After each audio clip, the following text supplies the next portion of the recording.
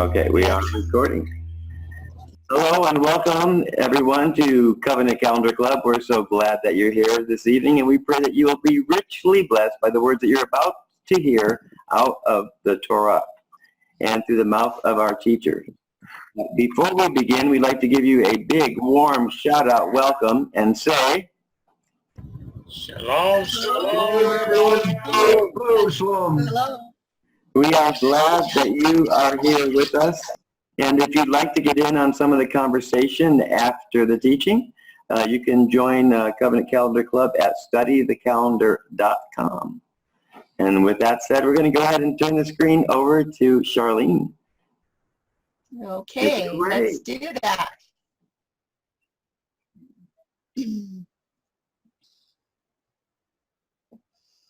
I hope everybody's ready for tonight. We're ready. Yes. We have 90 slides tonight, and we're going to do parts 2 and 3. We had part 1 about 4 or 5 or 6 weeks ago, and we're going to review a little bit from part 1 because maybe not everybody saw it.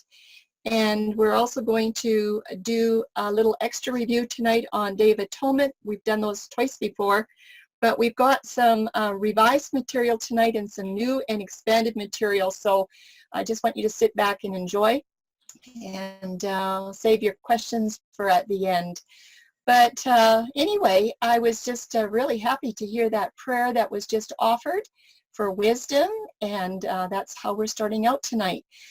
From Proverbs 1, verses 2 to 6, I adapted these verses from the New Living Translation in the today's English version to Covenant Calendar attributes, and I think that you'll find this is very interesting. I want to read these verses 2 to 6 as we start out tonight. One purpose of calendar studies is to teach you wisdom and discipline, to help you recognize good advice and understand sayings with deep meaning. This is what it would say in verse 2. In verse 3, through these studies, many will receive instruction in discipline and good conduct.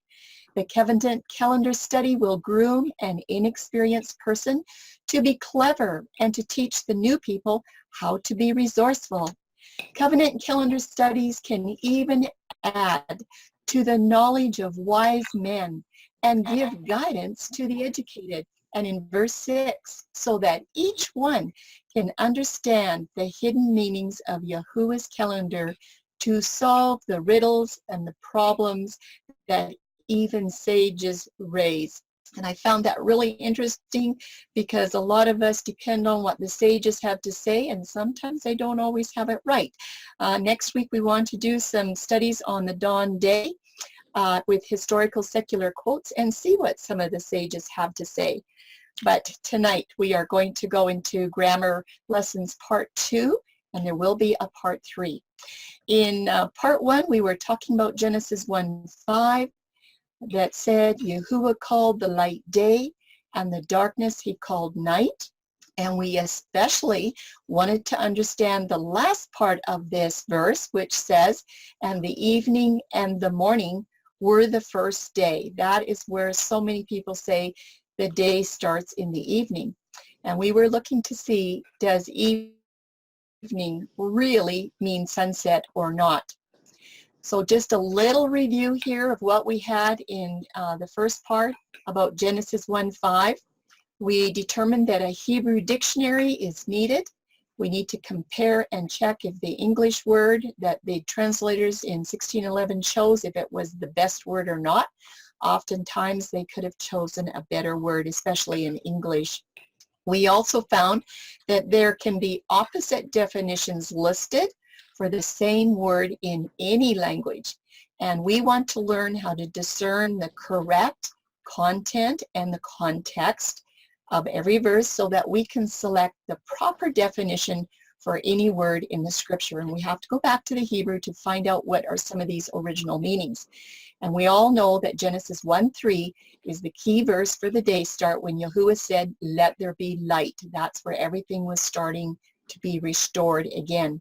But Genesis 1:5, it's a key verse, And it has definitions in this verse for day, night, evening, and morning twilights. And these definitions are not about when the day begins. They're just definitions so we know how to work with calendar. Genesis 1:5 has all components in the correct order for every 24-hour cycle. We're going to do a review of that here in just a little bit. And we also found out that the twilights are safeguards so that we never have to look to the sun for the day commencement. That is just an incredible, wonderful reason to have those twilights. So in Grammar 101, Part 2, we are going to be looking at these things. This will be the new part of this study. We're going to look at other definitions for day. In Part 1, we just went through the first definitions of day, night, evening, and morning. But in this here section tonight, we're going to look at other definitions for the word day. We're going to do some extra work on the word morning. This is brand new information. I think you'll find it interesting.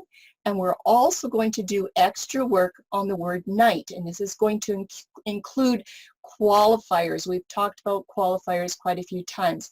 Now, morning and night only really have one definition.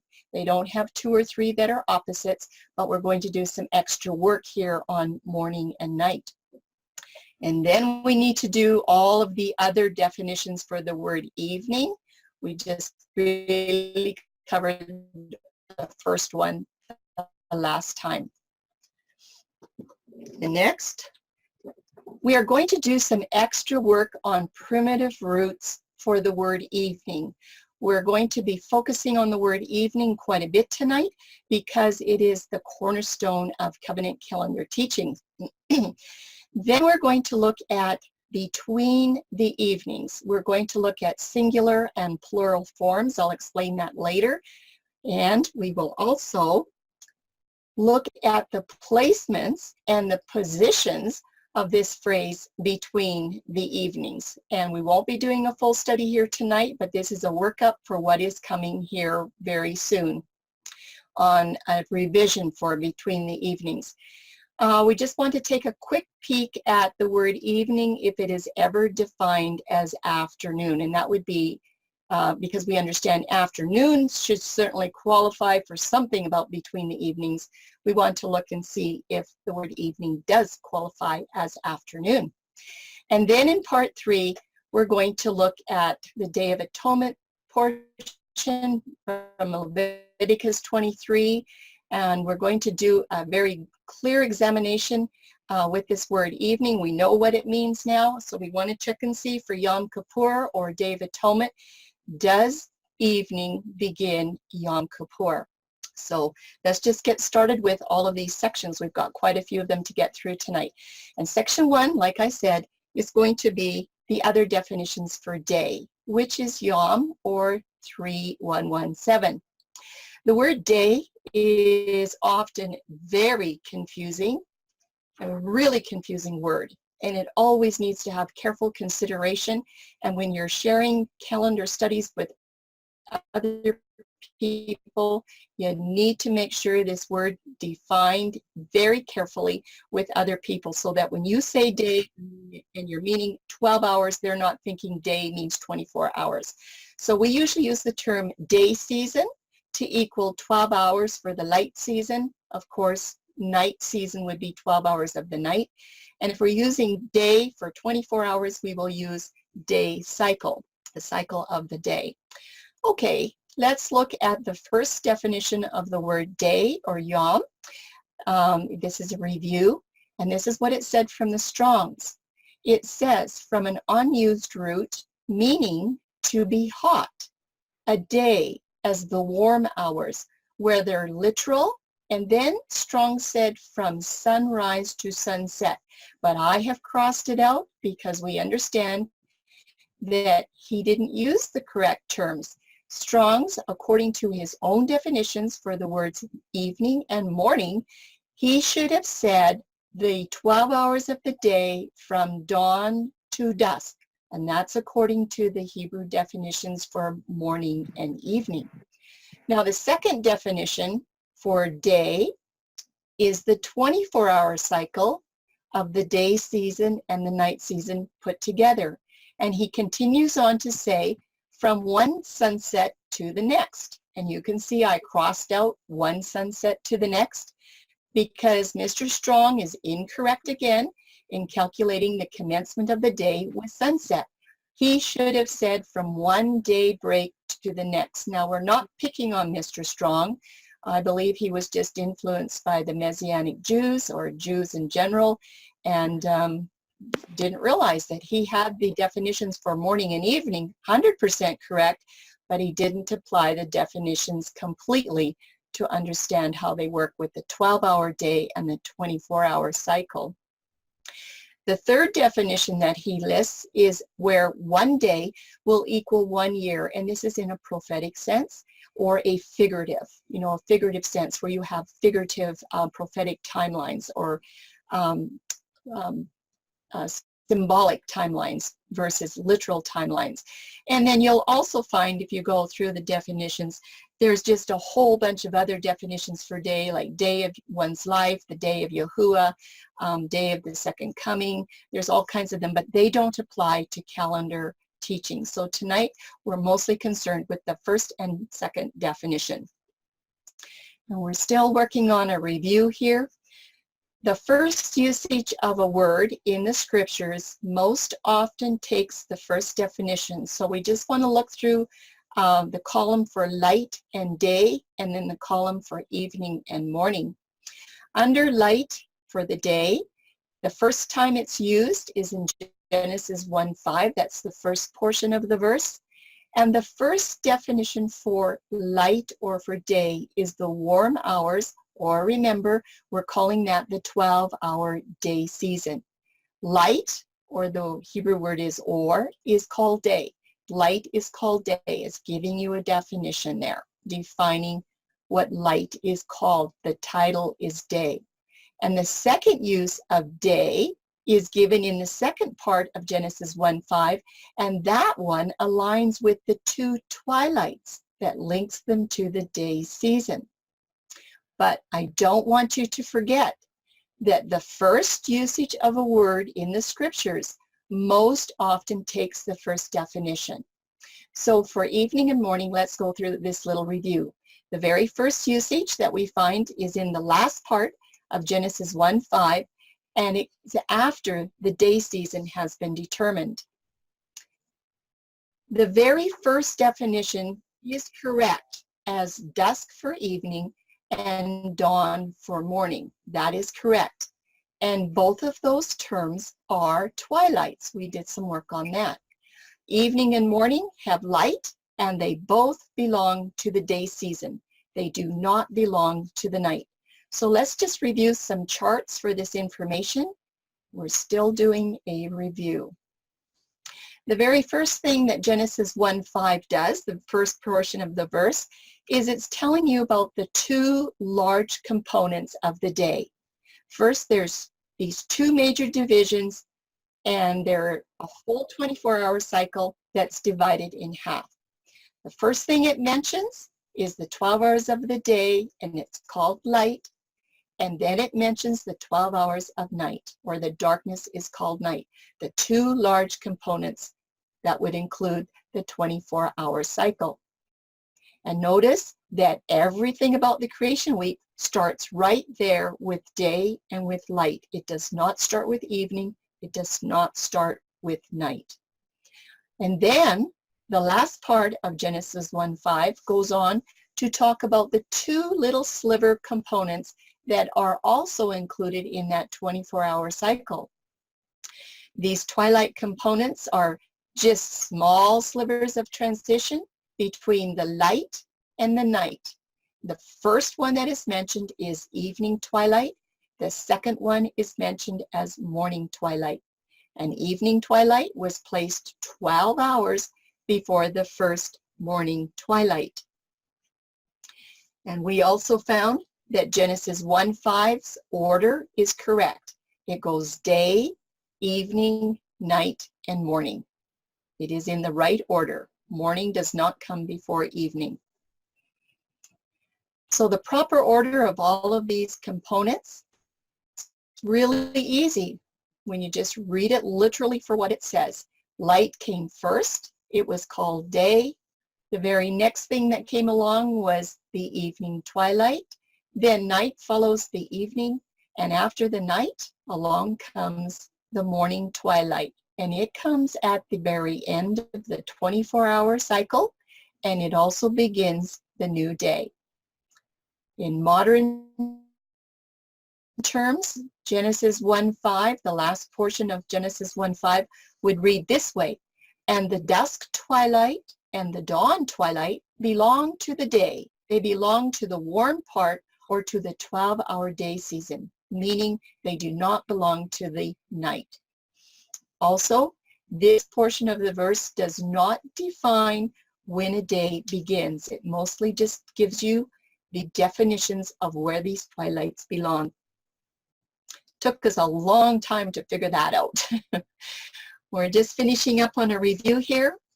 Night as compared to the twilight, and there's our little chart again. And we know that night is the absence of light from the sun. Of course, there's the stars that rule the night, but this is the absence of sunlight, okay? But twilight contains light. We know about that, and that's why twilights are reckoned as part of the day season or the day. They do not belong to the night. So that should be all clear now. We should have that down pat. I just wanted to share something that a brand new Dawn Day student shared with me yesterday. She said that she's enjoying the Dawn Day studies with a whole group of theirs, and they're starting to realize that there's a lot of crooked places that need to be straight. She sent me this verse, Isaiah 45:2, I will go before you and make the crooked places straight. And I think that this is something that we should not forget. Many are so reluctant to enter into a new calendar study because there's so much of a lingering controversy out there. People don't know. They hear calendar and they just get a headache. But it's really crucial to keep in mind that we need to prove all things from the scripture, no matter who taught us originally. And I still respect our leaders. They've done a lot of work. But we need to remember that maybe they didn't get everything 100% right. Our new Dawn Day friend said this: it is not disrespectful to learn that a prior teacher was mistaken. Scripture says the crooked places will be made straight. So by that, she was saying that there is stuff that's been taught to us that's not correct. We need to figure out what it is. There's very few that have a clear path to Yahuwah's truths, but he tells us to study and grow in knowledge, and that's exactly what we had in Proverbs chapter 1 tonight. And one option is to be open-minded enough to accept that what you've been taught may not be correct, but then just go study out and make sure everything that you have been taught is correct according to Scripture as much as you know and understand. And you'll need some good study tools and study habits as well. First note that I would like to give to you is that the majority of festival calendars follow a sunset day commencement. We have found that out already. And there's another note that I don't want you to forget.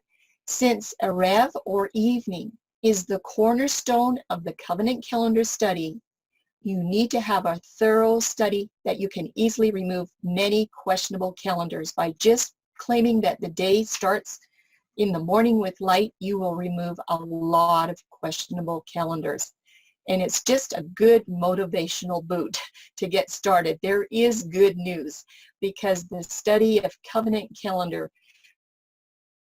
might be easier than you realized with just a little bit of motivation. And we just hope that the calendar club will give you some of these studies so that you can enjoy them.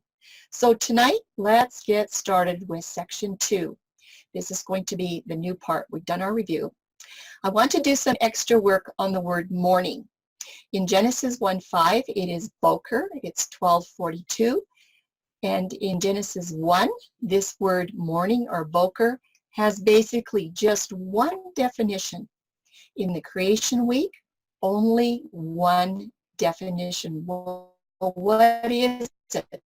I wonder if you remember from last time. Morning or boker, it simply means this: dawn day. Break of day is exactly what it means. It does not mean that the evening breaks the day.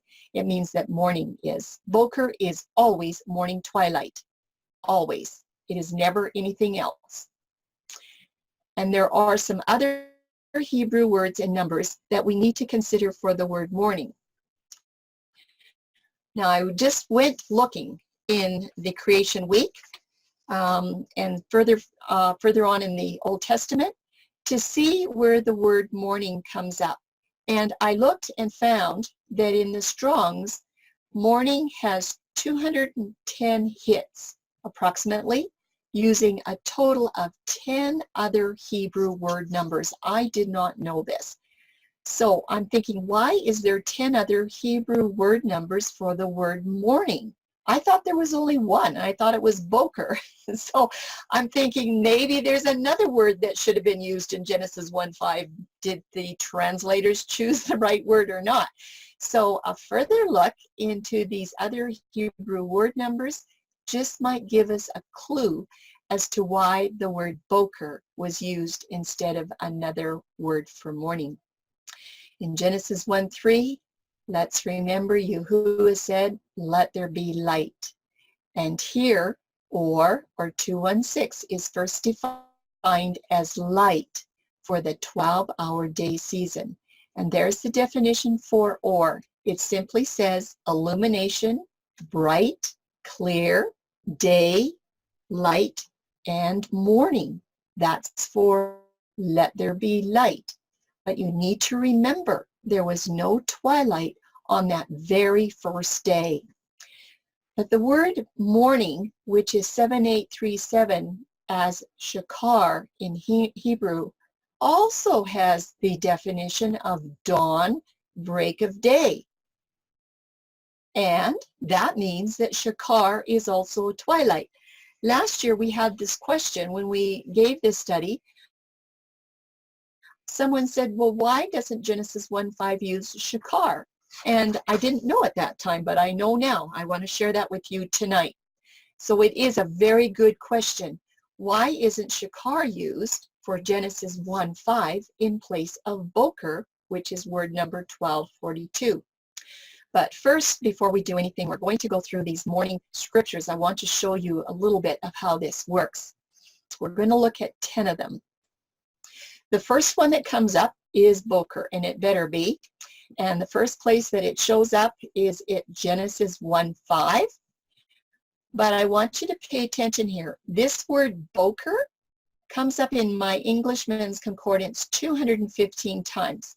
So if I put in the word number 1242, it comes up 215 times, okay? But in Genesis 1:5, boker is what is used for morning, and it means literally the dawn, break of day. That's what it means. Then shakar comes up. I have these in order of books, the way that they come up in the Tanakh. 7837 shakar shows up next, and it's called morning in Genesis 19:15. It means literally or figuratively dawn, early light, or something that's rising. But when you put 7837 into Englishman's, you have it 25 times. Okay, we're going to have a question mark here for shakar. We're going to question that here in a bit. The very next number that comes up for morning is 7836. This is a primitive root. It is also shakar, but this primitive root shows up 12 times in the Englishman's. It comes in the book of Job 7:21, and look what it means. Dawn, to seek early, start a task early. So we want to look at these.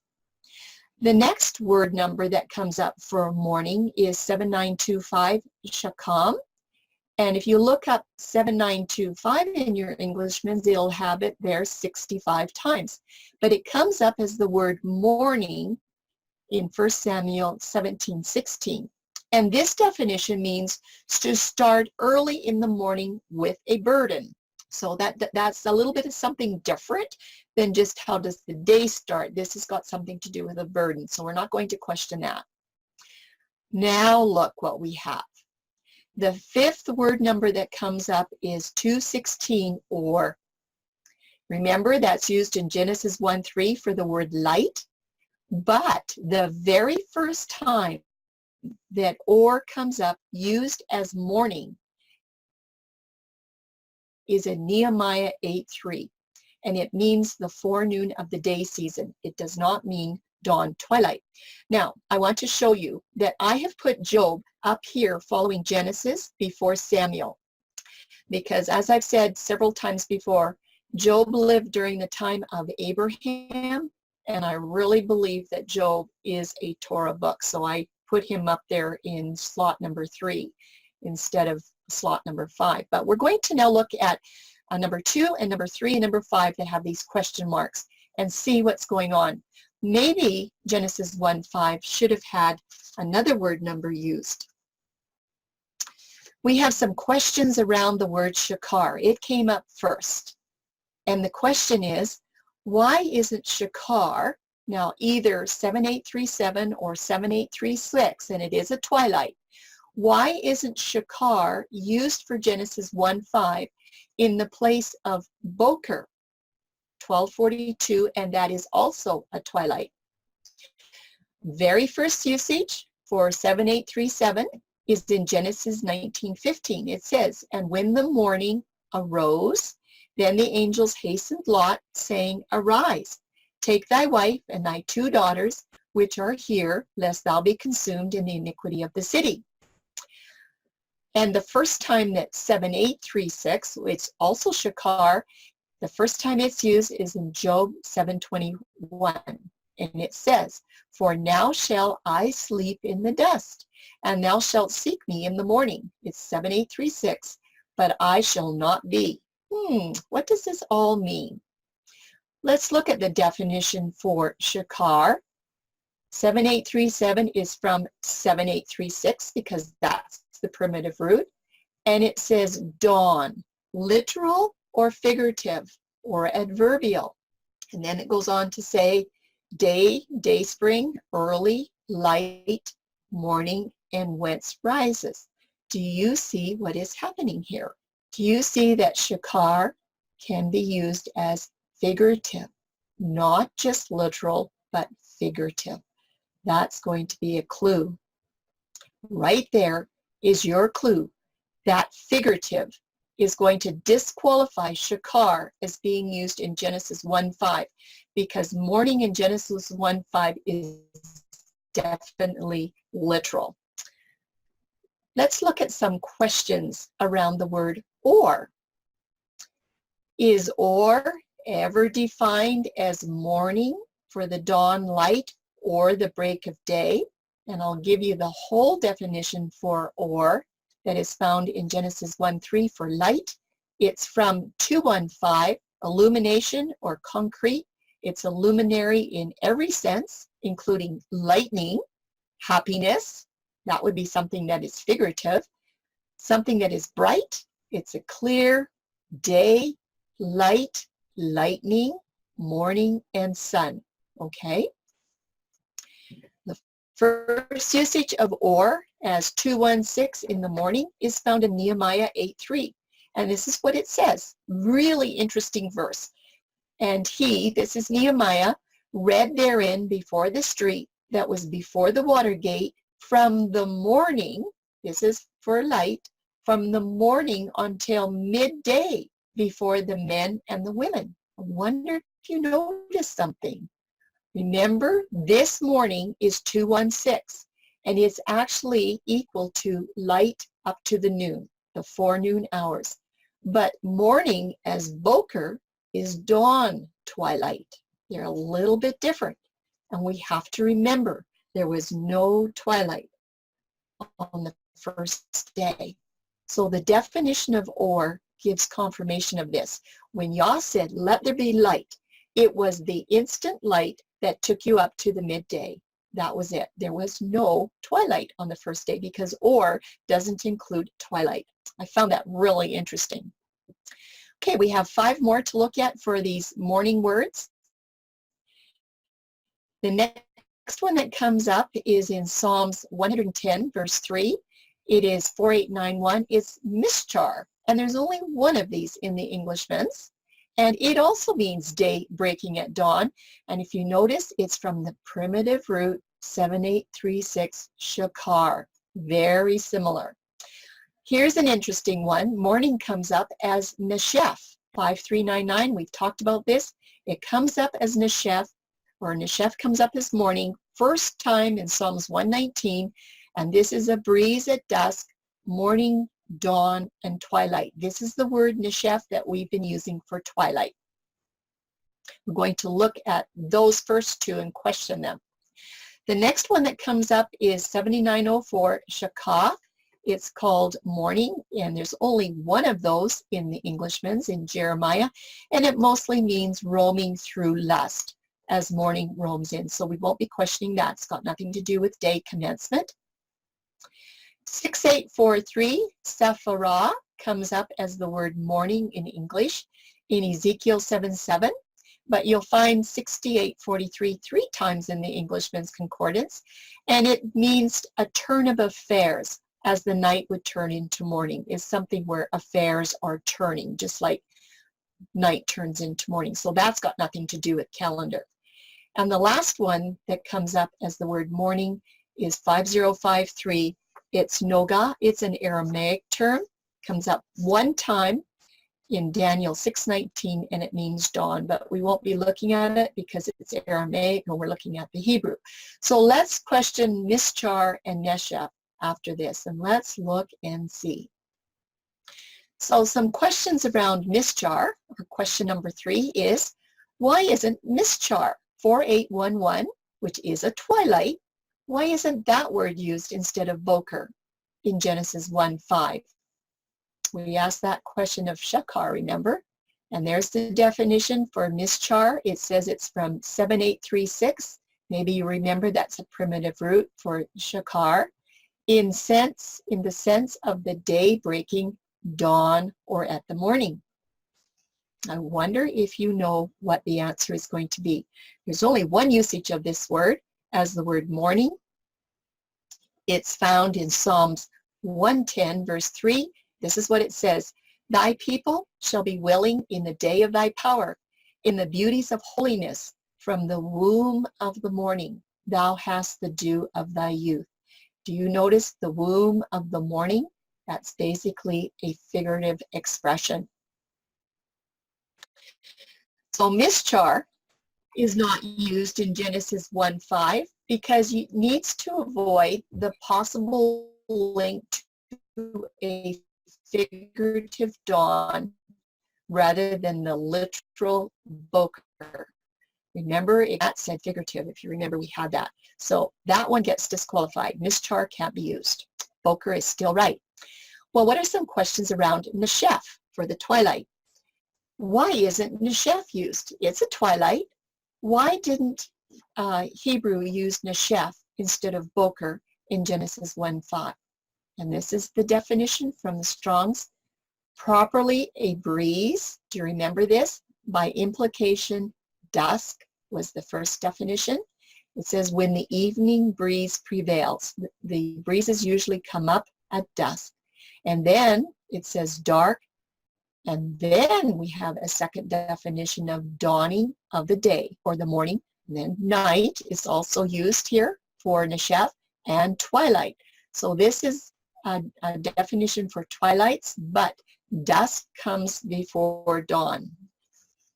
There's only one usage of Neshef that is used as the word morning instead of twilight. In Psalms 119, 147, it says, I prevented the dawning of the morning, and I cried, and I hoped in thy word. Remember, the very first definition of Neshef is dusk. And in Genesis 1:5, morning is a dawn twilight. So there's no way that Neshef could have been used in Genesis 1:5 because you would have looked at the first definition, which is dusk, and that would have disqualified morning. So Neshef doesn't qualify for Boker. What is our conclusion on morning and Boker as we finish up this section? Boker is the absolute best Hebrew word that could have been used in Genesis 1:5, where it says, and the morning, because it means first and foremost the morning twilight at the break of day. Boker never, ever, ever means the light of forenoon after sunrise to noon. Boker is always the morning twilight. It is never used as a figurative application of the dawn twilight, like Shakar and Mishkar can be used, and Boker is never to be confused with the generic definition of Neshef or twilight that can also mean dusk. It's really interesting. If you go and look at all of the scriptures and read them for yourself, you'll see it's really, really clear. I didn't want to put it all in. We would have been here all night. But that finishes up section number 2 on morning. We're going to do a similar exercise on the word night. It's Leal in Genesis 1:5. It's 3915. And again, in Genesis 1, the word night has basically just one definition. It's a really easy definition, just a basic definition. Leal is just a twist away of the light. That's all it is. It's just a simple definition. But when I went looking at the word night, I found that there were other word numbers that were used for night as well. So I thought we better check this out. Did Hebrew use the right word? Was Leal the best one to use in the creation week, especially the first day? Well, in Strong's, if you punch in night, you will find 245 hits using a total of 9 Hebrew word numbers. Okay, there's 9, but I'm only going to do 8 tonight. So let's take a closer look at all of them and just see if Leal is really the best word to be using for Genesis 1:5. Night, there was 245 scriptures. Well, Leal is the first one that comes up. And if you put 3915 into the Englishman's, you'll get 233 hits. You can look at all of them. But in Genesis 1:5, Leal means a twist away of the night. It is the night season. The very next time that light is used, night, not light, night, is used is 3885 in Genesis 19:2. It's the word loom. And that word number comes up 83 times in the Englishman's. And it means a stop overnight for the night season. It has nothing to do with a calendar study. It's just stopping overnight. This is an interesting number. It comes up the third time, 6153. It's a rev. In Genesis 49:27, the definition for a rev is dusk and day and night. But this word comes up as night in Genesis 49:27. We're going to do a lot of work on the word evening later on, and you should all know that the first definition is dusk. So how is this being used as the word night? We're going to question that one. The next number that comes up is found in Leviticus 11:6. It's 8464. You'll find this number 2 times in the Englishman's. It's Takmak. I need somebody with Hebrew. And it's an unclean bird or a night hawk. It has nothing to do with calendar. But let's check out the 6153, our question. Our questions around Erev. And question number 1 is, Erev dusk, which is 6153. It does list night as its last definition. This is a review from the first time around. It says from 6150, which first definition is dusk, and then the King James goes on to say day, even, or evening, or eventide, and then at the very end it lists night for the word evening, or rev. Very interesting. And lots of people say, how can night link to evening? Or how can Lael link to Erev? These are different numbers, 3915 and 6153.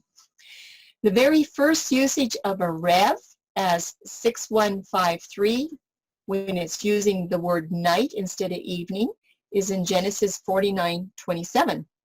And it says, Benjamin shall raven as a wolf in the morning, and that is 12:42. That is the dawn twilight. So Benjamin shall raven as a wolf in the morning, dawn twilight. He shall devour the prey, and at night he shall divide the spoil. But the word number is Erev, 6153, and the first definition is dusk. So he's saying that at dusk, which is twilight towards the night, he shall divide the spoil. I found this really interesting because what I'm finding here is that night is referring to dusk, and it's a complement to when it says morning. This morning, 12:42, is always a dawn twilight. So it's using the word night here as a qualifier, let's say, towards comparing it with morning, the morning, dawn, twilight. But it's probably closer to the darkness of the night than just the beginning of the twilight. We're going to be considering morning as the qualifier here. It tells you how to understand the word night as the dusk twilight and not Lael. Other questions around Erev? I started to ask, are there other places where night links to evening as 6153? And yes, there was. In the following verses, the dawn morning is part of the context as a qualifier, and the word night links to dusk as a complement. There were only 3 verses. We did one already, but here's the other 2, and you'll see it when you read it. Job 7:4 says, when I lie down, I say, when shall I arise and the night be gone? It's 6153. 6153. And I am full of tossings to and fro until the dawning of the day. So that's why night is used, because it's referring to the evening twilight in comparison to the dawning of the day. It looks like a qualifier there. If this would have said or, this probably would have been Lael night. Psalms 30 verse 5, it says, weeping may endure for a night. It's Erev 6153. But guess what? Joy cometh in the morning. And that is 12:42. That means dawn twilight. So it appears that they use night to mean the evening twilight as a complement to the morning twilight. Leviticus 6:20 also has a little bit of information. This is the offering of Aaron and his sons. Half of it in the morning, it's 12:42, so that's dawn twilight, and half thereof at night. And it uses the word 6153 Erev, which is dusk, and that's the dusk that goes towards the night. That has to do with the sacrifices. So again, I found in all of these verses that night is referring to dusk, to the dusk sacrifice as a complement to the dawn sacrifice. And you'll see that. It was in all of the verses. It was exactly the same. It was never referring to or as the light from the forenoon, from the rising of the sun to high day. So if you just start snooping around, you'll find some things. The next one that came up was really interesting. It's 2822, Koshak. We need Tim to say it in Hebrew, Hebrew accent. And 2822 comes up 80 times in the Englishman's. But the very first time that Koshak comes up as night instead of darkness, okay, that's how it's translated in Genesis 1:2, is as darkness, and it means this. Literally first is darkness, and then these are the rest of the definitions for 2822, Koshak. Destruction, death, wickedness, and obscurity. We're going to question that one. The next one that comes up is 821, Ashmurah. 7 times you'll find this number in the Englishman's, but it comes up as the word night in Psalms 63:6, and it means a night watch, to guard, a night watch. So that's got nothing to do with calendar. We won't be looking into that further. Oh, look what we have next. 5399. Neshef comes up again. Remember, Neshef came up as being used for morning. Well, it's coming up here as being used for night. First time in Isaiah 21:4, it's used as night. And remember, Neshef is a dusk twilight until dusk is night. We'll question that one as well. Number 956, Booth. It's Aramaic, comes up one time in the Englishman's, and it's in Daniel 6:18. It simply means to lodge overnight, has nothing to do with calendar. But we do want to look at Koshek and Neshef and how they relate to night.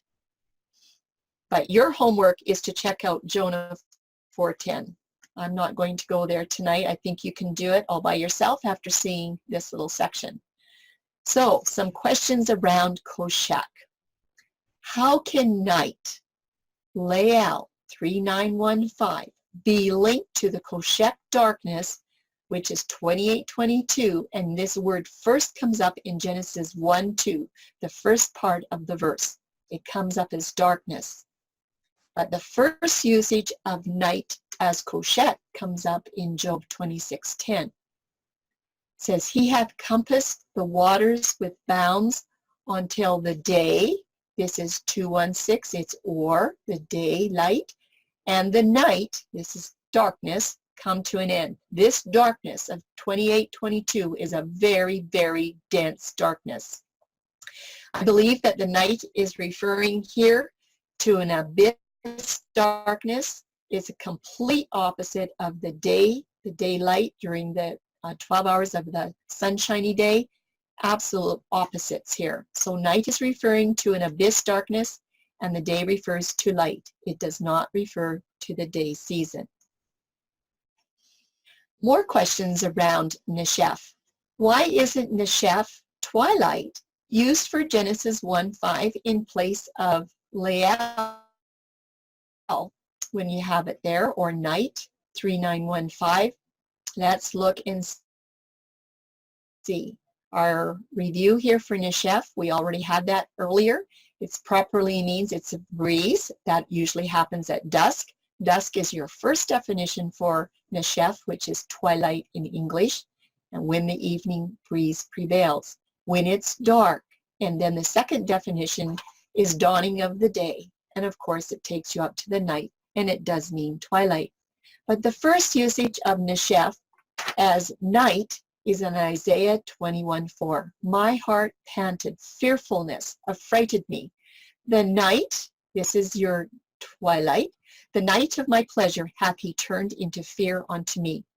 The context of this verse is Cyrus, as he's going to overthrow Babylon, and this was at the night, or the 5399 dusky part of the night of that 24-hour cycle.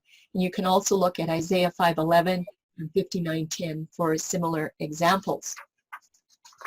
So we are finished with our night, and what are the conclusions?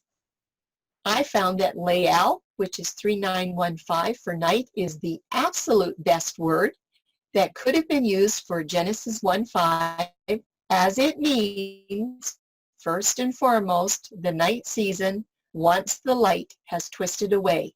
There's not one of the other Hebrew words that can offer the correct definition or context for the use of night, Lael, which is 3915, in the creation week. It was the absolute best word. So I'm totally happy that morning, Boker, and night, Lael, were used in Genesis 1:5. Okay, we're ready to start working on section number 4. And we want to look at these other definitions for the word evening, or Erev, which is 6153. And in Genesis 1, the word Erev first refers to dusk, that evening twilight. But Erev has other noun definitions besides the word evening. Understanding evening, this very first definition, this is a review from our first Grammar 101. The first definition, it's a mixing of light and night, or just simply, it's a dusk twilight. But there are two new noun definitions that are going to include, guess what? The day season and the night season. This is really interesting.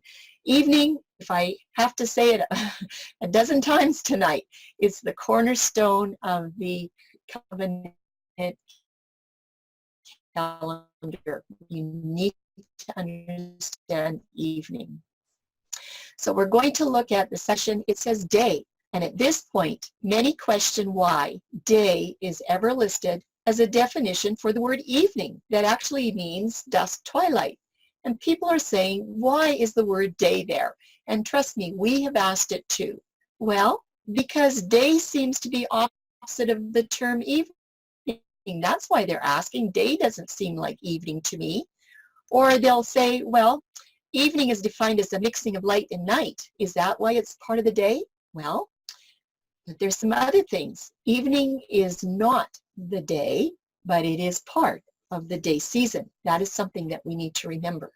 And coming up in just a little bit, we're going to look at, excuse me, an examination of the phrase between the evenings that also qualifies for the day season. So just kind of tuck that on the back burner for right now. There are two more definitions in the Strong's Concordance. The third definition for erev is evening or eventide.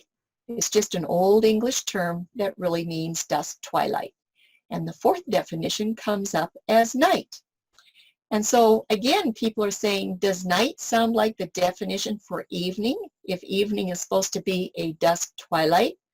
So why is the word night there as part of the definition for the word evening? And they say because night is very different from evening, and because evening is not part of the night season. We all know that. There is no light in the night season. So why is the word night there to define evening? And this is the new part that's coming up. We're going to have another examination of this phrase between the evenings that does qualify for the night season. So how is evening or erev going to link to night? We're going to look at that. So here they are, the four definitions for evening. The first one is dusk. Then the second one is listed as day. The third one is eventide, same as dusk, twilight. And the fourth one is night. And I want you to note, because so many say that the day begins with sunset. Sunset, or shemesh bo, is not one of the definitions for the word evening. Sunset is a point of time that ushers in the evening, or it ushers in erev. When you look up sun, it's 8121, it's shemesh, and it means to be brilliant, like the sun. And going down is 935, that's bo, and that's a primitive root, and it means to go or to come. So it can mean for the sun to come up or the sun to go down. It can mean, shemesh bo can mean either way. And evening, as 6153, is not the same as sunset, because 6153 is not the same as 8121 or 935. Shemesh bo is a completely different term. And just like you to write down Exodus 16:23, when Moses said that the Shabbat was going to start tomorrow, he did not say, he said at Makar, he did not say, or no, I'm not so sure. I think I'm got a brain fog there, but he says tomorrow. He does not say shemesh bo or at sunset. So that's a really interesting little thing to remember. So the question is, do you ever wonder why there is so much emphasis on evening in the covenant calendar study? And we've said it before, and we'll say it again.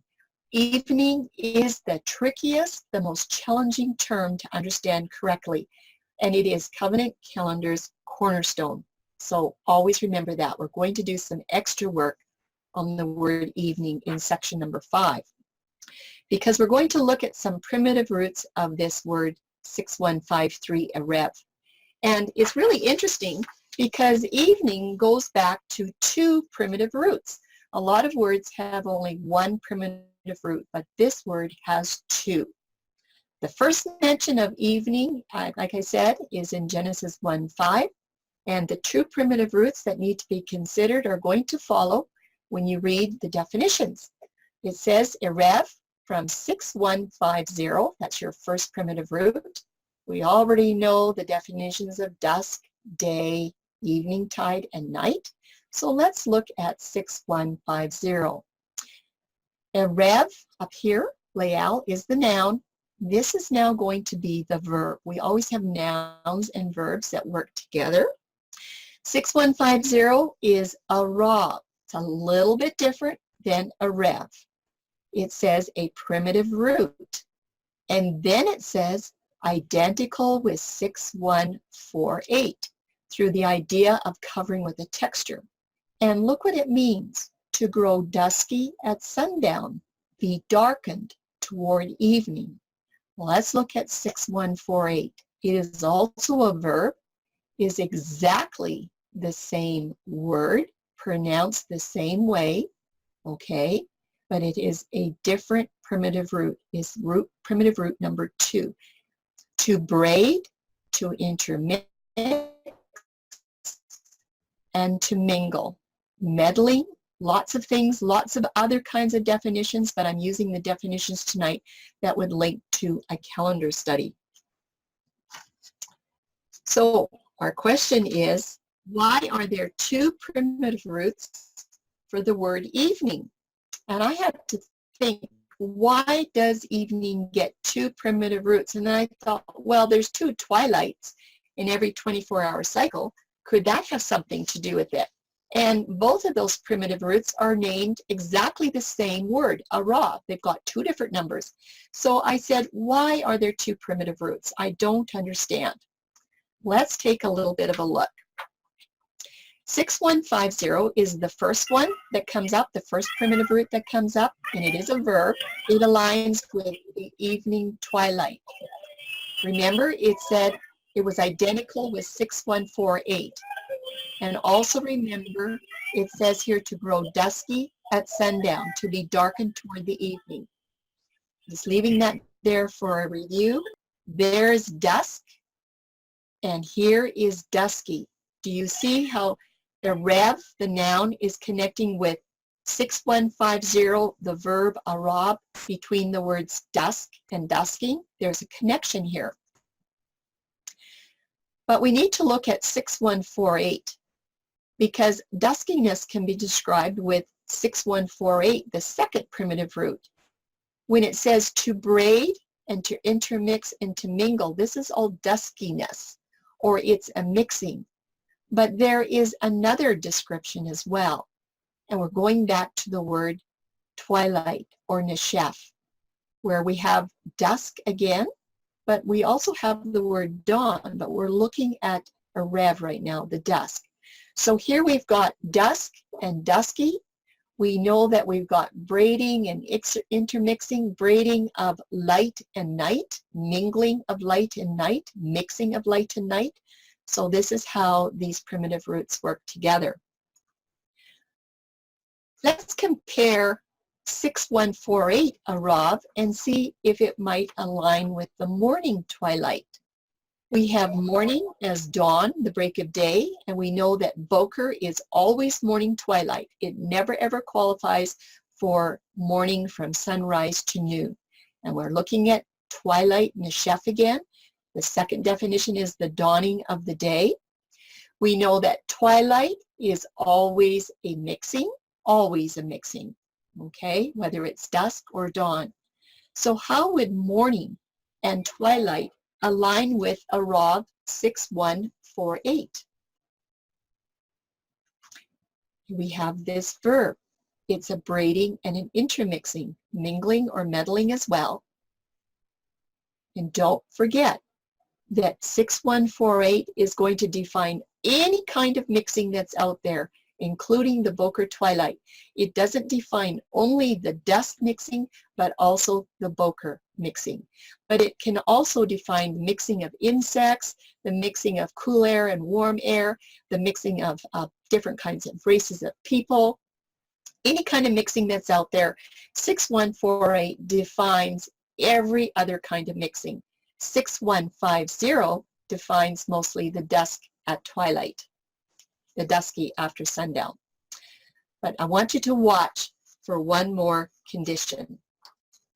We're going to put this all together now between these two primitive roots, 6150 and 6148. They're both a Rav. But we're going to do evening or a Rev on this column as the noun. And over here we'll work with morning and boker as a noun. We're going to work with them and their verb components. Evening is a twilight mixing of light and night, and so is morning. Morning is a twilight mixing of night and light. Evening is a twilight at the end of the light season, and morning is a twilight at the beginning of the light season. So what we have here is that we have evening with a Rav. This is your Rav verb mixing here. That's your 6150. And morning, bakar. Bakar is the primitive root for morning. It's 1239. That would be your verb mixing for morning, would be bakar. Let's keep going. In evening, the verb is the dusky mixing. For the morning, the verb is actually going to say plow, to break forth. And that is a mixing, isn't it? When you plow the land, you're digging down the dirt from beneath and it's coming up to the top and it's mixing and it's breaking forth the morning. This is the crux of this section. A Rav, as 6148, is the verb for all mixings and twilights, for every kind of them, okay? So now let's look and see. We have evening, which is a Rev in Hebrew. It qualifies for the Rav dusky mixing, which is 6150, because when we looked it up, it said dusky at sundown. Let's look at morning. Morning or bakar is going to qualify for a Rav as well, but it will be the 6148 because that is a general mixing. So if we want to define this in Hebrew, it would be a Rev, a Rav. This would mean evening mixing, evening dusky mixing at sundown. And the morning would be defined as boker a Rav, the morning, dawn, twilight, general mixing in the morning. So I hope you can hang on to that as we go into this next section, because you might be wondering, this seems really confusing to me. Where could all this be leading to? And are there any good answers? Well, there is. And I think it's time that we check another lexicon and look for the next piece of information. It's just some basics of a Rev and the primitive roots. And this is going to be from Parkhurst. You know that Tim has used this lexicon quite a bit. And there are the Hebrew letters, okay? He doesn't say a Rev and a Rav. He just says this. Besides the definitions of mix and mingle, to be darkened and duskily obscured, Parkhurst is also going to include a phrase that looks like this. And I wish somebody could tell me what it means, because I'm going to tell you next. He goes on to say that this phrase means between the evenings, Ben Har RBM. RBM is plural for a Rav. Or more literally, it means between the mixtures. That's what Parkhurst has to say. So he doesn't separate it out by word numbers or anything like that. He's just saying that this mixing is going to include between the evenings. And I was beginning to wonder if this had anything to do with nouns and verbs. Well, let's take a look. What we're doing here now is going to be an introduction to the new teaching on between the evenings. There it is, Ben Har RBM. Read it from right to left. This part is ben, between, right here, the, and this is RBM. The mixture is RBM. There's a Rev right there. Okay, we're going to be doing a lot more work on this coming up on a new PowerPoint. But question number one is, how many evenings or Revs are there in 24 hours? And question number two is, how many mixtures or how many Ravs are there in 24 hours? We're going to take a look in our next section. because we're going to look at the phrase between the evenings using a Rev 6153 and a Rav 6148. Going to be a comparison of tenses of singular and plural. A Rev would be the singular, a Rav is the plural. I think you can remember that. It's not too hard. So a Rev as the noun and a Rav as the verb. This is all brand new. Many definitions for a Rav are descriptive action words. Remember, that's what a verb does. It describes an action. And every Erev twilight is an Rav mixing. An Erev is your noun. A Rav is your verb. Let's look at morning or boker. That's the noun. And it also identifies a mixing. It's a mixing of light, which is a noun, and it mixes with night. That's a noun as well. But when you have a Rav, and when you apply it to the morning or to the boker, that's describing the mixing of light and darkness in the morning. This mixing is your action, right? That's your Rav. And note that every boker is an Rav, but only if there is a qualifier. There has to be a qualifier to tell you it's a Rav. So we want to look at nouns and verb tenses and how they work together. We have a Rev evening twilight, and that's going to be working with 6150 singular, a Rav mixing. This is just one mixing. And then we have Boker morning twilight, but it can work with 6148, which is the word for different kinds of mixing. This word can include the dusk mixing and the dawn mixing. Okay, so this is where the morning twilight would fit in. We have a chart here. There's your morning boker, dawn's first light.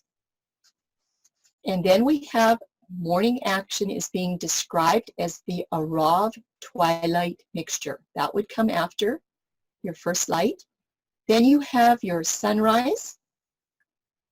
You have direct sunlight for your hot hours of the day until you have your sunset.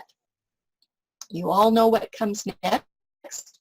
It's the Erev evening action, but it's an Arav twilight mixture. It's Arav. And then you have your darkness, and we finish off with our dawn twilight. The next boker begins the new cycle. The morning boker twilight qualifies for this 6148. It's a plural Arav mixing, and it's only going to qualify with this phrase, between the evenings. I have this S in a capital S because it's very special, this word evenings. So let's go into the next section where we can try to understand the placement of between the evenings. What's happening with this term is very controversial, and a lot of people use this term to determine that the day begins with evening. We're going to look at a little bit something different tonight. We will expand this on the PowerPoint of between the evenings. So we want to understand that Arav, this is the second primitive root, 6148, is paramount for clarity on this phrase, between the evenings. The singular form of evening, or Erev, rightly claims the first definition as dusk, and that's the mixing of light and night, and it is always dusk twilight. Every single time it's going to be dusk twilight. Evening can only claim the second definition of day or the fourth definition of night, where both components consist of no mixing. But that's only if there's a qualifier. We will do a lot of examples of this in a couple of weeks. What is that qualifier? I'll just give you two little clues here. The context is going to be first qualifier in the scriptures. You have to figure out the context. And the second qualifier is going to be this term has to be found in the context between the evenings. You have to find that term. You can't just use any term that says Erev. It has to be between the evenings. One qualifier is when the verb form of a rev changes from singular to plural. Instead of only a rev in the verse, the plural form of a rev, which is a rob or area bim, is present in this phrase, ben har RBM, or in English, it's between the evenings. So the plural form of a rev, as ben ha RBM, or between the evenings, we're going to look at that. There is only one evening in every 24-hour cycle. Remember, we asked the question, how many evenings are there in a 24-hour cycle?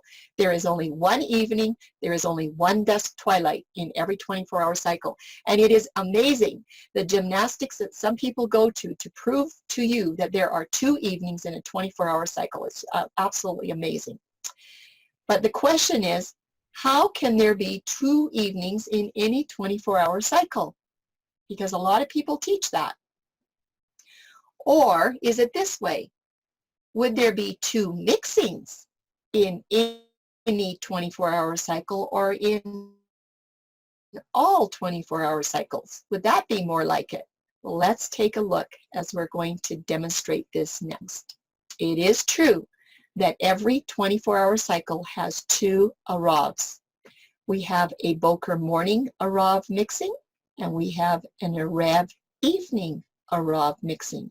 And this is where this phrase comes in, between the mixings, or between, it's called evenings. It would have been better if it was between the mixings. Okay, we're back to our chart. We have our dawn day that starts right here, and our morning boker, which is an arav, the morning arav mixing. We have our sunrise, and our sunset comes after our direct sunlight. Direct sunlight. And then right here, we have our very first between the mixings. It's in the day season. That's your first one. Then you have an evening arav, or an evening mixing. And after that's over with, you have your dawn. But guess what? Right here, from darkness to the dawn, you have your second mixing that includes the night season. So you can have a ben ha RBM that is during the day, and you can have one that's during the night. Now, we used to think it was always just during the day, but now we know that there are times when you have a between the mixing that includes the night season. That's why I'm saying we need to look at the content and the context of every set of scriptures to know exactly what's going on.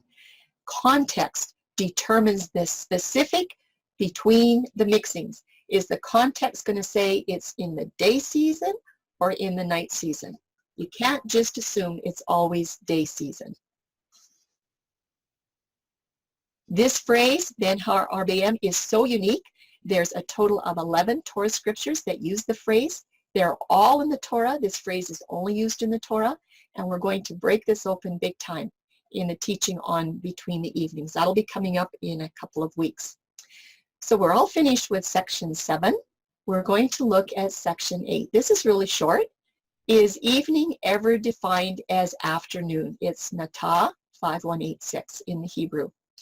Is afternoon a definition for the term between the evenings? We need to ask that too, because afternoon is definitely during the day season. Remember that evening can have these opposite definitions. Day and night are definitely opposites, and they're opposites of dusk as well.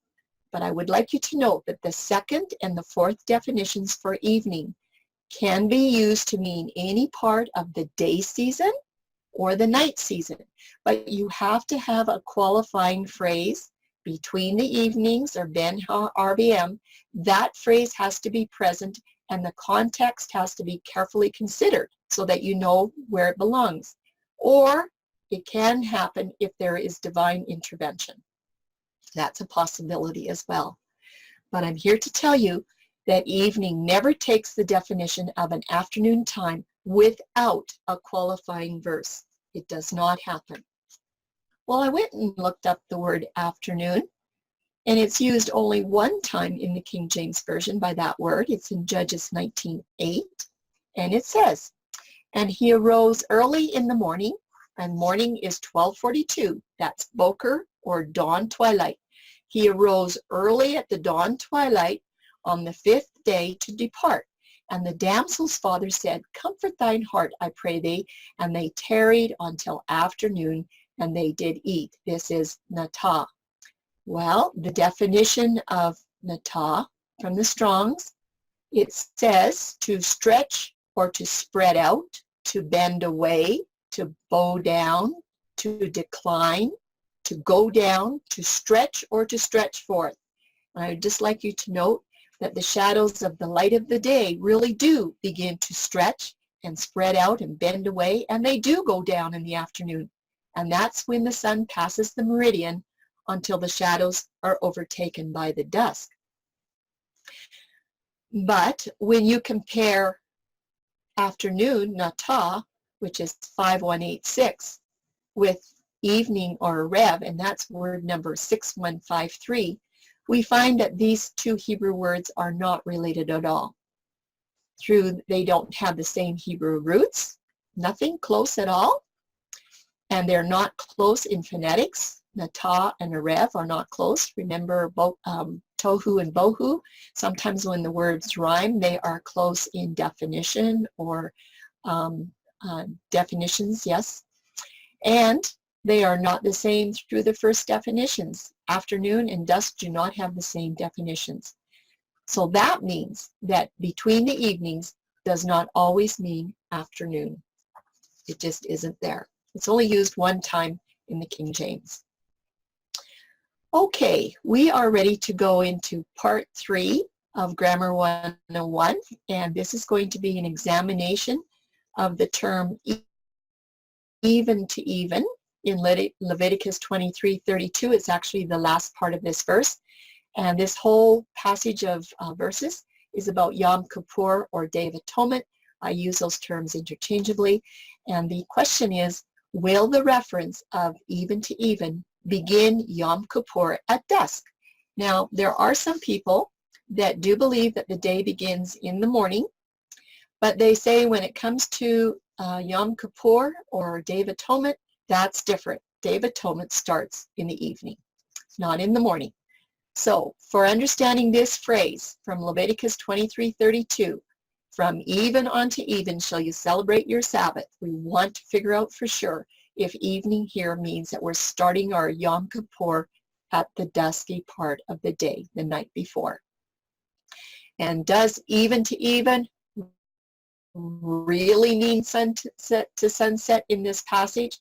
We've done some work on Yom Kippur before, 2 or 3 times before, but we'll delve into it a little bit more tonight.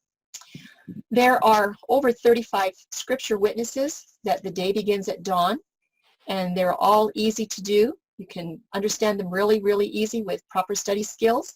It's a lot of witnesses, but there are 4 scriptures that are very controversial, that are always used to distort when the day begins. And I call it sunset distortions. There's 2 of them are going to be found in the Torah.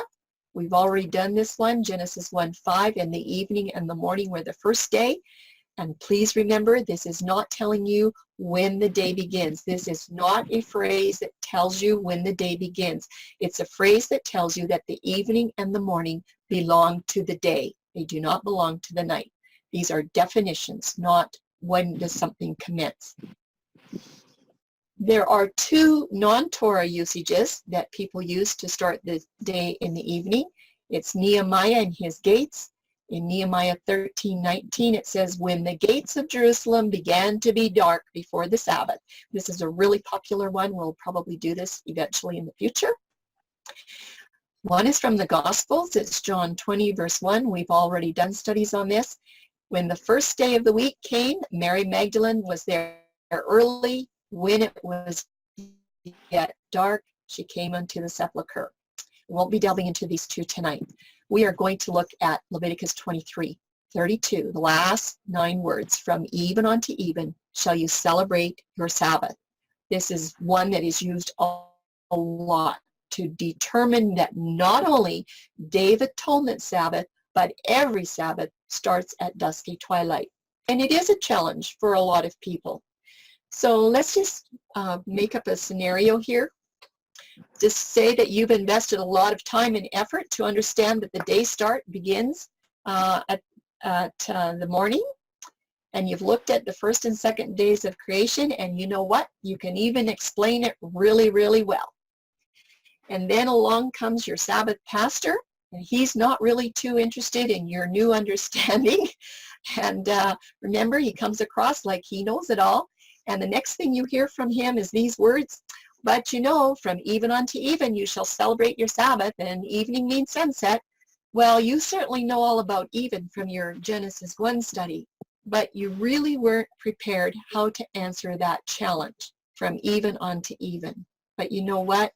Scripture has an easier answer than you think. And all you have to do is follow those simple, simple rules.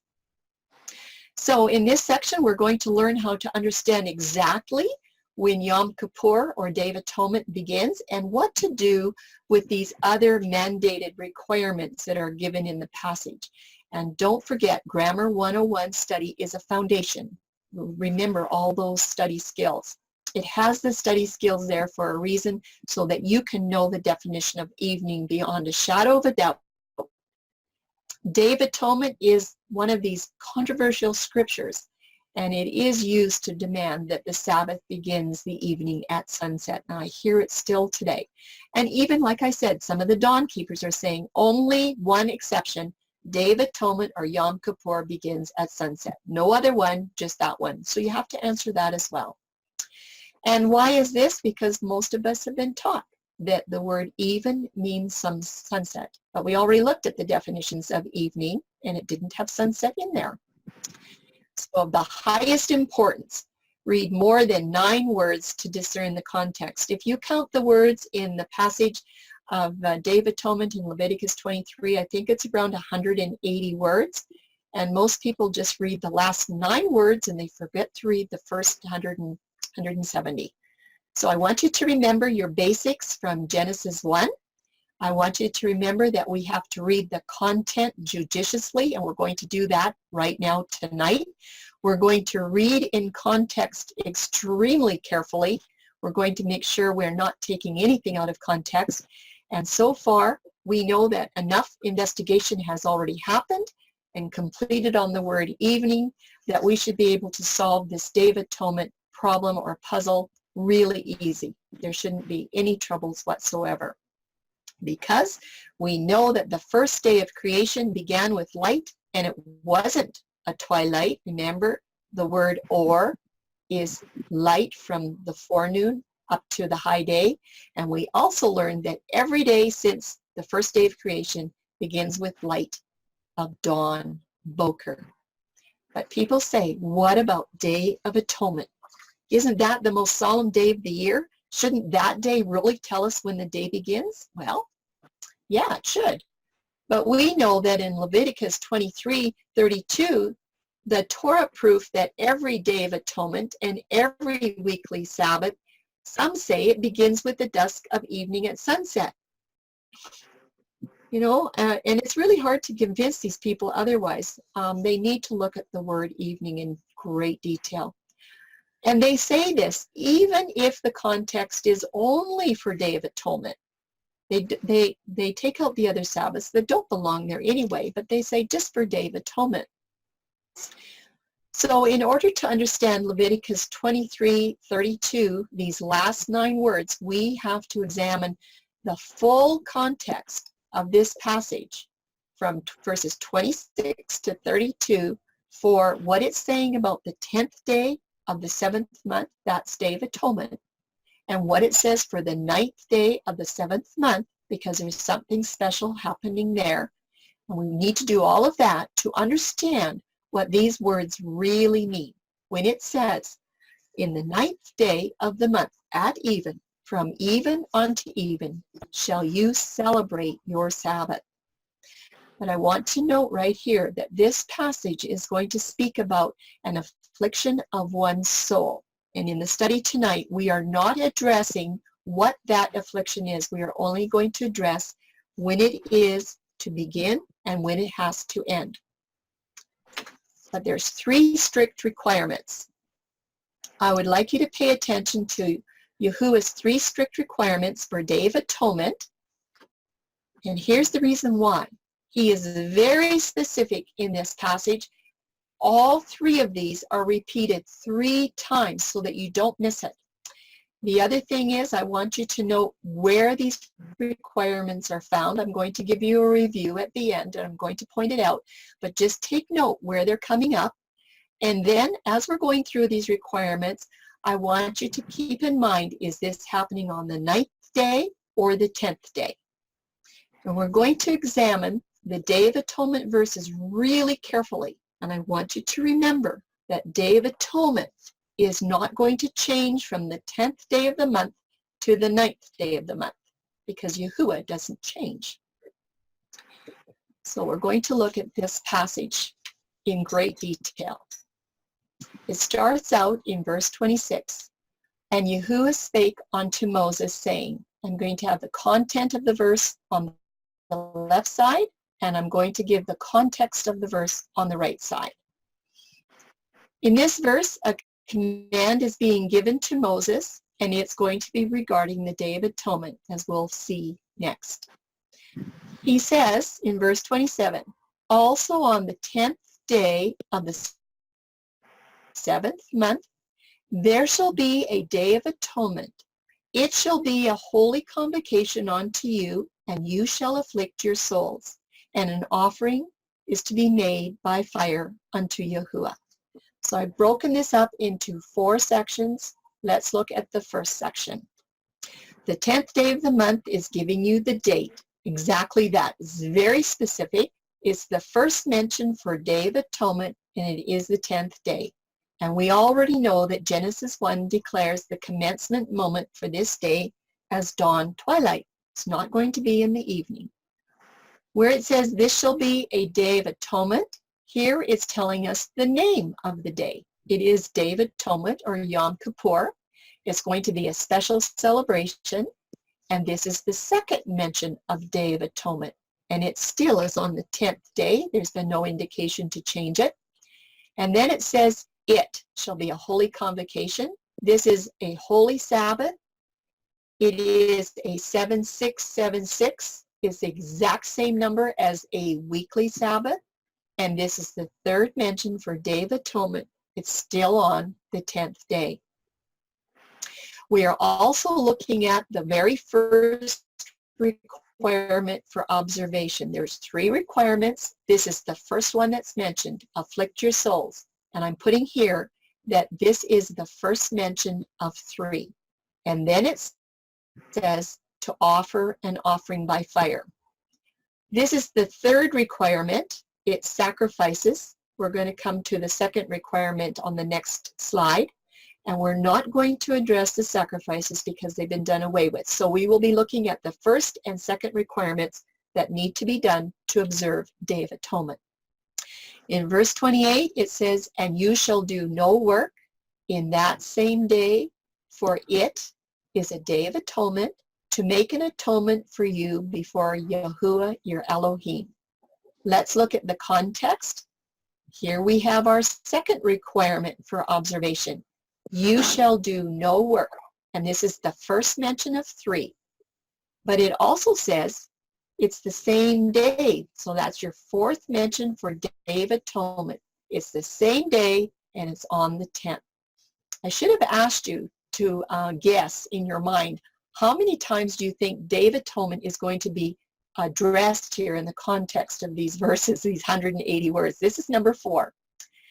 And number 2, for part B, for it is a Day of Atonement, the context is still Day of Atonement. And we have the 5th and 6th mention here for Day of Atonement on the 10th. It is the 5th, and Day of Atonement is the 6th mention. And to make an atonement, well, the purpose is atonement for man's sins. We sure need that.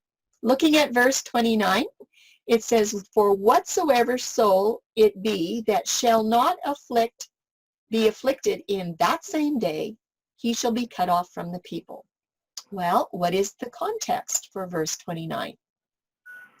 We're back to our first requirement, which was afflict your soul. It was mentioned first, but this is the second mention out of 3 that it's being emphasized here. And that same day, okay, it's talking about the Day of Atonement, or the 10th day of the month. And what if you don't do this? What if you don't afflict your soul? Well, the consequence for disobedience to this first requirement is that you're not going to be part of the genealogy of the Messiah. That's really what it means. You weren't going to be struck dead, but you would be cut off from the people, and your family would not be in line for the genealogy. That was what everybody wanted, okay? So you don't get that favor. In verse 30, the content of our verse, and whatsoever soul it be that doeth any work in that same day, the same soul will I destroy from among his people. And here we go. This is the second requirement that had to be observed. Shall do no work. And this is the second mention of 3 that it's being mentioned. But look at, it says that same day. So we have our 8th mention of Day of Atonement, and it's still the 10th day of the month. I have somebody whistling and playing something. I don't know what it is, but on slide 79, maybe Mario can help us out there. Thank you. So we're going to go to the second part of verse 30, where it says, the same soul I will destroy from among his people. If you don't keep this second requirement, the consequence for disobedience is that you will be destroyed. Well, it sounded a little more serious than disobeying the first requirement of no affliction. Let's look at verse 31. It says, you shall do no manner of work.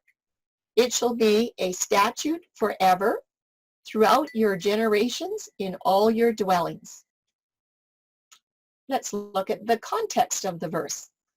2 times in a row is talking about no work. So our second requirement is being addressed, and this is the third mention of 3 that this is being emphasized. So that's our 3 for no work. It says it is talking about the 9th mention for Day of Atonement, no work on the 10th day of the month. And that's a statute that you're to observe forever. So guess what? On Day of Atonement, you don't need to do any work. In fact, you're supposed to be just quiet. Now we're ready to look at something else before we finish the last part. Have you been observant, and have you noticed how many times Day of Atonement has been emphasized thus far for the 10th day of the 7th month? So far, 9 times. It's quite a bit. Yahuwah has mentioned Day of Atonement as the 10th day enough times so that you can know what the context is. There should be absolutely no question about that. And there's no reason to doubt what the requirements are for this extremely important day. However, another day is going to be mentioned very soon. And the question is, why is another day going to be mentioned? We're coming up to the last verse. The content starts out with the word it. It. That happens to be talking about the same day as all the other verses. It is the 10th day of the 7th month. This is the 10th mention for Day of Atonement on the 10th of Tishrei. It says, it shall be unto you a Sabbath of rest. And the context, the Sabbath of rest, and it's the 11th mention of this 10th day of the month. It's referring to Day of Atonement. That's what the context is. Now, right here, we're going to have a slight change of context because our context is going to move from Day of Atonement to affliction. It's not going to move the Day of Atonement to another day. It's moving to another topic. And I think it would have been really good if the first part of this verse 32 could have been included in verse 31. Let's look what it says. We'll read from the top. And it shall be unto you a Sabbath of rest and you shall afflict your souls. Now the context is affliction. This was the very first requirement that we had at the very beginning, and now this is the third mention of three. 3 times this has been mentioned about affliction of your soul. And right here in verse 32, the context is a required affliction, and it's for Day of Atonement, but there's a whole lot more to look at. This is where we need to pay attention. Remember, it said, you shall afflict your souls. When? In the 9th day of the 7th month. This is where the context of verse 32 is now moving from the 10th day to the 9th day. But the context is affliction. It's not Day of Atonement. What has moved to the 9th day? Yes, affliction. Affliction that now begins on the 9th day of the 7th month. The context for this phrase is still affliction, but it's a preparation for Day of Atonement that is still on the 10th day of the 7th month. And when is it supposed to happen? At even. This is even of the 9th day. Yes, we know what time on the 9th day because it says at even.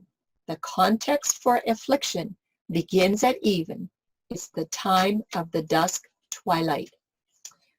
No, Yahuwah did not change his mind to begin Yom Kippur on the 9th day. He still has it on the 10th day. Let's finish this verse up. It says your affliction is from even on to even. That's what the context is, affliction. It has not changed from affliction. And this affliction lasts 24 hours from the even of the 9th day. And if you go 24 hours, you're going to land at even on the 10th day. And that's going to be Yom Kippur. And then it says, from even unto even shall you celebrate your Sabbath.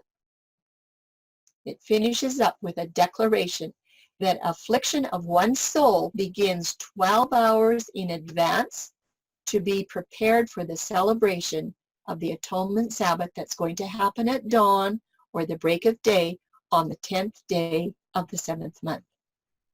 It's actually really clear if you read it. I just took time to look up the word celebrate. It's 7673, and it's Shabbat. It's a primitive root. Remember, Sabbath is 7676, and it means to repose or to relax, to desist from exertion or inactivity. I just thought that was a really neat way to celebrate. We all think of celebrating as having a party and, being busy, eating, drinking, and being merry and having lots of fun. But this celebrate is used as inactivity, to rest and relax and to think about what's going on for Day of Atonement. So we're only looking at those 2 strict requirements, not the one about sacrifices that were repeated 3 times each. The first one that we're going to look at here is thy soul shall do no work, although afflict your soul came first. But the soul that does no work, you found it 3 times in verses 28, 30, and 31. Afflict your soul, it came up 3 times in verse 27, 29, and 32. The time frame for both of them was 24 hours. But for doing no work, that was on the full 10th day of the 7th month. It was from dawn to dawn for Day of Atonement to the 11th day at dawn. 24 hours for afflict your soul, but 12 hours was on the 9th day from dusk to dawn, and then you have 12 hours that finishes out on the 10th day, or Yom Kippur, and that's from dawn to dusk. So you have 24 hours for both of them. Obedience to both requirements was called celebrating with inactivity on the Day of Atonement, or Yom Kippur. Just beautiful, really nice. Well, let's look at some charts. We have one chart for Day of Atonement according to the dawn format. There'll be 2 for sunset. The yellow here, or the large sections, are your day seasons. The orange are your dusk, I just have a little skinny blue one for night season, and the pinks are for your dawn daylight, your dawn twilight. Okay, so it's not to scale, but if you can follow it, this is what happens for Day of Atonement using dawn format. The 9th day of the month begins at dawn, right there on the 9th day. And then the affliction begins at the even of the 9th day, at the dusky part of the day, after the sun has gone down. This affliction, it continues to the even of the 10th day to fulfill the full 24-hour requirement. The affliction of one's soul has been in process for 12 hours upon the arrival of dawn on the day season of Day of Atonement, and that affliction continues another 12 hours during the sanctuary services, and it ends at even. So you're afflicting your soul from the even of the 9th all the way to the even of the 10th. Of course, the 10th day would have been the sanctuary services, so that was where the affliction was supposed to really mean a lot. Number 5, absolutely no work was to be done on the 24 hours of Day of Atonement until dawn of the 11th day. So your no work starts with the dawn morning of the Day of Atonement. The most important requirement for affliction of one's soul on the Day of Atonement is now completely fulfilled. 24 hours, but it actually starts at the even of the night, 24 hours. Let's see what happens when you put this onto a sunset format. It's very interesting. With the sunset theory, the 9th day of the month actually begins where, everybody? At even or sunset on the 8th day. Because sunset says that when, sunset people say, when the sunset comes, that begins the 9th day. That's what they say, but they don't follow their rules, by the way. Okay, so that's where the affliction has to begin, at sunset, there on the 8th day. And that affliction is supposed to continue from even on the 8th day to the even of the 9th day. Remember, it's supposed to be a full 24 hours, even to even. So the affliction requirement in this case is going to be fulfilled before the Day of Atonement even begins. Already looks like there's a problem. So according to this, there's no affliction of one's soul that occurs on the Day of Atonement. You don't even get there. You're not going to work from the even of the 9th to the even of the 10th. You're not going to work there either, probably. Let's look at another chart. With the sunset day theory start, we have a lot of problems.